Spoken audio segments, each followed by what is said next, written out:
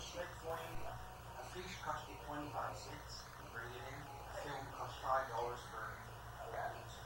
And they fired it off to Salt Lake City, where the Central Park is, and they ship it back. And they have the readers here and the microfiches and so on. So I don't know offhand, but that doesn't mean to say that the Ludvigsen Norwegian heraldry goes right after. Yeah, I would encourage you. Yeah. Now what's argent? Argent is silver. Oh, I see. Where it says, azure, a line rampant to sinister, argent. So the line is silver on a blue background, or white on a blue background. White and silver is the same thing. Okay, gold and yellow is the same. Now this here about the following work of reference. What is that? Is that a book or is that? La Planche d'Armorial General Reichstag. Ludvigsen. Now, all they've done is they have a sample of these. This is a set. A man by the name of Reichstag in the late 1800s set out to record every coat of iron in Europe. A colossal job. And what is the important thing is that, first of all, he missed a lot. Secondly, he didn't live long enough. His son had to finish it off. Now, all of these things were done this size by hand. Wow. And there are thousands of them. And they're all in color. I can read that as in color, you see. Now, these, UN, UH, okay, on this page. I'll get a better pair of glasses.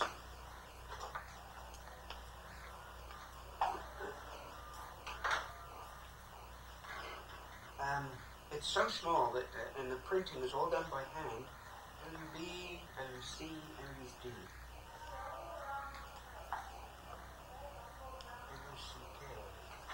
It's on this page. Lud, and the V comes after it. Yeah, right. LUDV, so it'll be right at the end of the LUD as well. Ludwig and Vig are very often the same thing, right? UV, Ludvigsen. Ludvigio, yeah, Ludwig, UVW. So then we're looking at the updates since those were done. The updates have been done over the last 100 years. The simplest thing is look at the index. Ludvigsen is a well-known name. I don't think it's like a Smith or Brown. No, but it's well-known. I've known Ludvigsens in my time. Most of them were hung, I think, before they left there. Oh, you're such a cheerful guy. LUD. CD.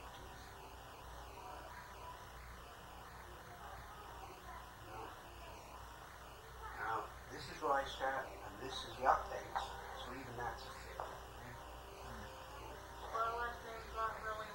No. What your dad means... This coat of arms is not true. We've set up this display here because this is really the first time that we've ever gone to the public and but pointing out that we've been robbed over the last 50 years by these people that send stuff through the mail, and it's what we call a bucket shop. Yeah. And they stretch the truth and even downright lie, just to earn the money. And this is a good example. Okay, that's the one route. You follow me? I told you the two routes you can go. Now, it's entirely possible without even looking at Reichstag that there is a little bit that has to go around, because Reichstag did not get them all. And the farther away from France, which is where he did it, the more likelihood that he made this. So, that's not this. What I'm saying is, it's not to say that there isn't a Ludvigsen. Right? Now, you would have the job then of tracing your ancestry back to the person that owned that. Is there a heraldry society of Europe or of Norway? Every country. So there would be a heraldry society now. Even in Russia. Should I write them a letter? Yeah, well, that's what I was going to say. That, you see, first of all, you could try the local family history. Yeah. Okay? They open up after Labor Day, and the numbers in the book. Sure, I do. I would go in there and find out what you can. And Then another source is the Family History Society, or the equivalent, in Norway. They'll have a national group, and so on. The other route is that you might go the whole thing and find, no, there just isn't. You can ask for Canadian grant of arms of your own. You started going down the line and following. Or you can take, let's suppose you were the brother, your ancestor was the brother of the original owner of the coat of arms that you find in Gibson. Sure.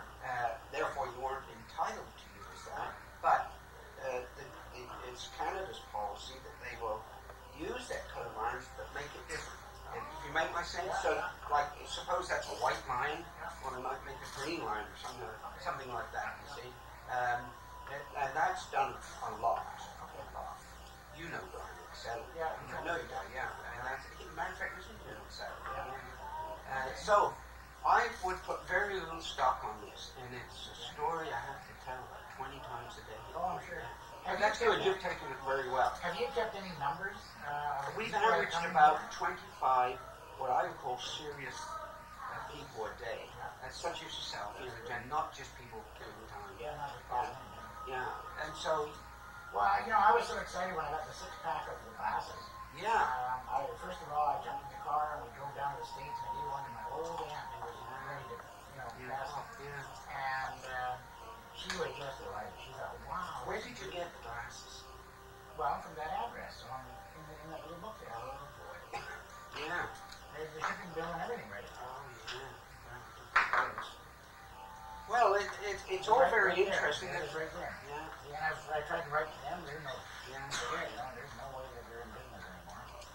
And well, there's somebody to replace them. That's for sure. See, most of the stuff they say is true. The heraldic language. If you want to take the time, you can learn it.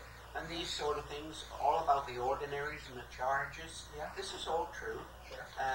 But where they stretch the truth is in tying your name to a particular symbol. Exactly. You know.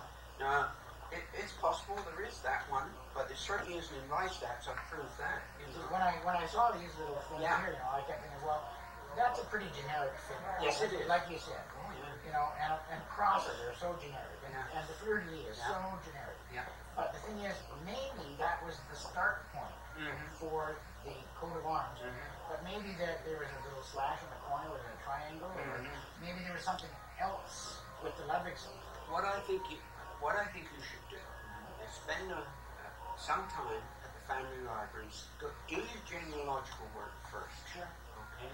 See where you see how far you can get back on your ancestors. Now it's amazing what you turn up when you do. Oh, I'm sure. There's one more on the way in November, so there'll be a third grandson. You know, I don't want to pour cold water on what you're doing. I want to encourage you that do it yourself, so you know you're doing it right. And I started doing my genealogical stuff last September, and I did very well at it, you know. Yeah, but you got your coat of arms though before you. No, I didn't. That's a brand new coat of arms. Really? Yeah. Oh, I thought you would have had your coat of arms a long time ago. No, I wasn't looking for a coat of arms. I was just looking for my ancestors, you know. Okay. No, that's a Canadian grant of arms. Yeah, you mentioned that. Yeah. So that could very well happen to me. Oh yeah. Yeah. I mean, there were a lot more peasants than there were knights. That's the exciting part of it. Yeah, it's something that's right. that we create. You can, looking for example, the Lieutenant Governor, our last Lieutenant Governor, David Lamb. Yeah.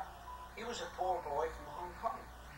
Okay, emigrated here, did very, very well. And he's comfortable. Oh, for sure. And he brought his Chinese traditions with him. You know, when he was appointed Lieutenant Governor, they all get a coat of arms. Yeah. Okay.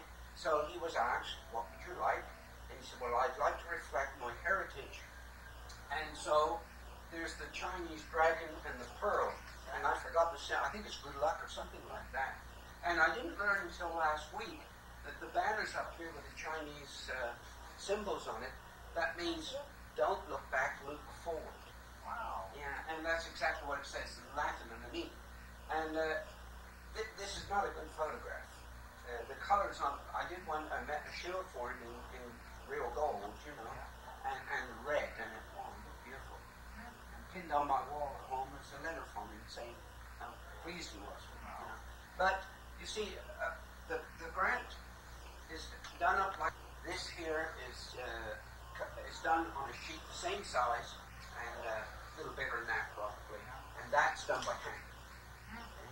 And so that's then registered. And how much does all that cost? Oh boy, I keep getting asked that. We're told not to suggest a price, but my experience, a two-piece document, which is mostly artist fees, okay, around $1,200, a lot of money. A single piece where even the letters are all done by hand, you're looking anywhere $2,000 to $3,000. It depends on the amount of, if you have them do the research or you do the research yourself. The artists themselves use gold on the, if there is gold to use, they use gold, and of course, artists take a long time to do things. And there's included in that is initial fees for that cover the heraldic authority and the consultant fees if the one is used and so on. So these little shields that are up on the wall there. Yeah. How much to get one of those made up? Once you find out what the crest is. Oh, these sort of things. Yeah. What? Like all these ones up here, like the I'm the fellow that does them, so I can truthfully. These are all mine. I can truthfully say that it depends. Yeah. If it's a plain red shield, that's obviously a lot cheaper than. You know, so it depends on the amount of design, but they usually average around $75. It's better when a person, I get a lot of people ask for it and they want a set for their sons, so on and so on, and even grandsons sometimes. And see this symbol here, that's symbol. That's a very unique shield. Yeah, it is. That I've never seen one like it before, and that was done in England. It looks like a tile. Did I not explain this one to you? No. Okay, it happens to be the wife of the Chief Herald, Alison Watt, and she inherited this from her father. She obviously had no brothers, or the brothers died. So that's hers. Robert also has his own coat of arms. So now, when it came to register this coat of arms in London, when the father died, it should be on a lozenge like that, just a diamond shape. Yeah. The herald who did it had an awful time because of the roses. And so, I've never seen it done before, but he misshaped, you want to call that, the lozenge. And okay, so this particular one has the heart, which is a Canadian symbol for first daughter. So that's her mother's daughter. That's the daughter of the mother. Follow me? Now, they also have a son, and Michael, and what they will do with his is pass Robert's down him, you see? So the problem comes here when the father or the mother dies. It's only available right now while the daughter is unmarried. The minute she marries, her name changes ordinarily, and you can't use it because you can't use it with a different name. Right. The only way I can see that in Canada we'd be able to accommodate this is if the husband was to get his own coat of arms, right? And then hers would be combined in with it, and while the name wouldn't be carried on, the design would be. See, it would be quartered. That's an interesting Yeah. We have. I don't think we've even reached that point yet, and I'm sure there are people at this moment scratching their head. How's it going to work? But you see, in Canada, it is the law that we have equal gender. Female is equal to a male. I know, you told me about it all the other day. There's the sons, and this is the daughters, you see. The first daughter, second daughter, and so on. Yeah, I think that's but it's going to create problems. It's not good enough just to hyphenate a name or something like that, because that can get pretty ridiculous, a name about Islam. So, well, thank you. Did I give you my card the other day? Yes, I did. If you're in trouble, I'll tell you who to go to and so on. But I thoroughly recommend you. I hope you put on a display like this more often. Like once a year would be nice. Yeah, it would be nice. It's kind of tiring. And I bet you've met a lot of nice people. Yeah, certainly. Yeah, and I've enjoyed it very much. Wow. lot of Scottish people come in the door. They're really keen. I'm sure we've enjoyed you more than you enjoyed us. Oh, well, that's good. Well, thank you. Okay, my pleasure. Come on, girls. Way you go, girls. Is this from Eastern Europe or something? Yes, it is. That's what's known as the Bayeux Tapestry. It doesn't mean much to you. In fact, I don't think you even teach it in schools here. But the year 1066 was a very important year for England because it's the last time it was invaded. Okay, and it was invaded by the William. He had no surname. In those days, they had no surnames, but he's become known as William the Conqueror because he conquered England. And that was in 1066.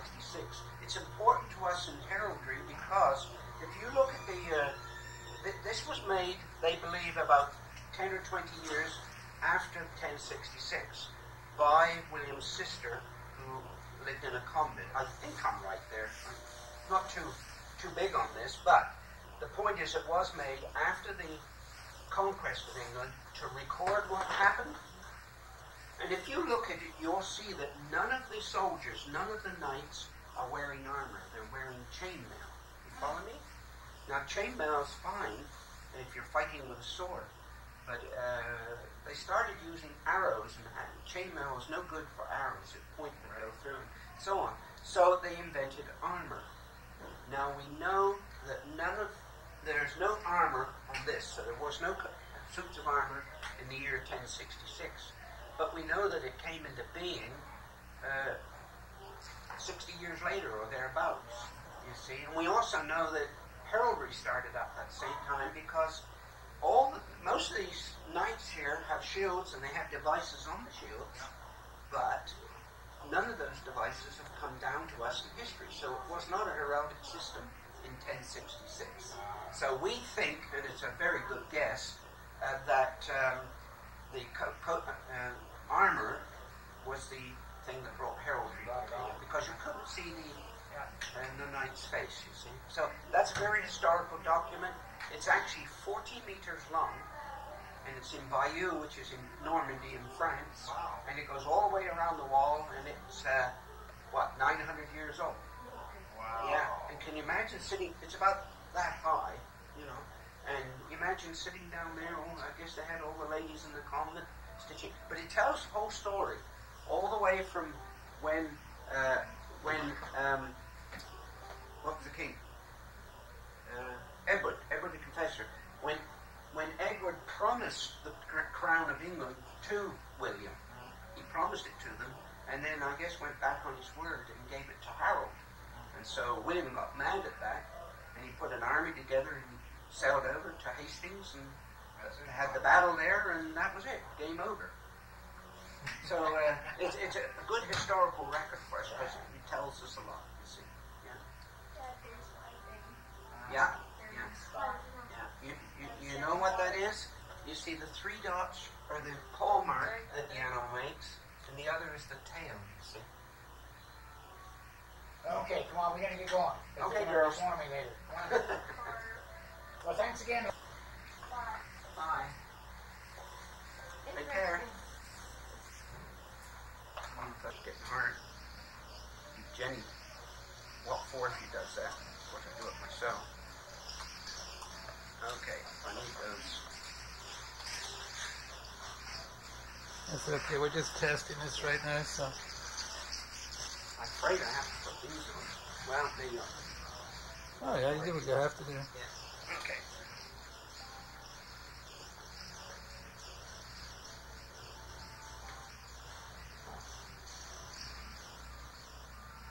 What I'm doing is gilding with a liquid gold. And ordinarily we use gold leaf because there's no such thing as liquid gold. I don't know what the material is, but the liquid form is known as shell gold, and I guess it is gold. It's ground up and put on the same way as I'm putting on here. The normal method is using leaf gold, either in a transfer form where it's applied to what we call a mordant, if you want to put it that way, a glue. And the glue is then allowed to harden, and then you would breathe on the glue to moisten it, and then put your transfer or loose leaf gold onto it. It's a part of the craft that has died out to a large extent, but the gold that's used is pure gold and therefore quite expensive. I still use them on some of my work, but of course the costs are a factor to be considered. What I'm doing now is just putting a gold edge to the shield for no reason other than to make it look neat and tidy. This particular shield is, let's see, yes, it's a New Caledonia college, university up north, and it's a recent grant, Canadian grant. Many of the new institutions, like the colleges and the cities and the individuals, are getting Canadian grants or re-registering English grants, and the difficulty is that we have no training for craftspeople in this direction in Canada, whereas in the old country, that is like in England or any of the European countries, it's part of the curriculum of the art colleges. Heraldry plays a very important part. So we'll have to eventually do something of this in Canada, otherwise we will lose the art. And of course part of the art is wiping off the mess you make when you run over the edge, but that's an old craftsman's trick. So that's a little bit of what I would call imitation gilding. And the idea is to make the side look presentable.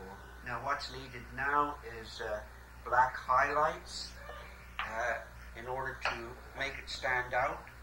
And I'll do one line just so as you can see that. And again, the word craft begets the word crafty. And of course, no craftsman will turn down an easier way of doing something.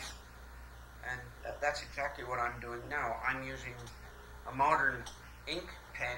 This is not a waterproof pen, but one that's water soluble. And I can make the lines much better than using a brush.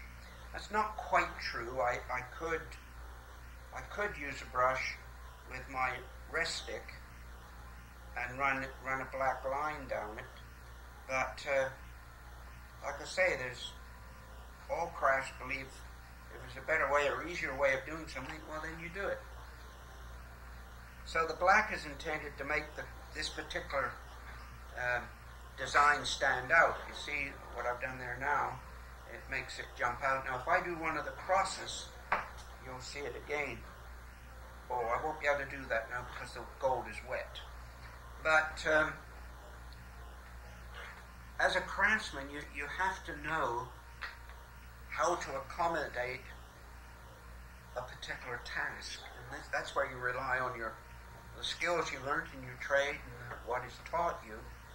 And in this generation, the last two generations, have been so many new things, not the least of which is the computer. We use the computer a lot for initial drawings, and it's wonderful for a lot of things, but it won't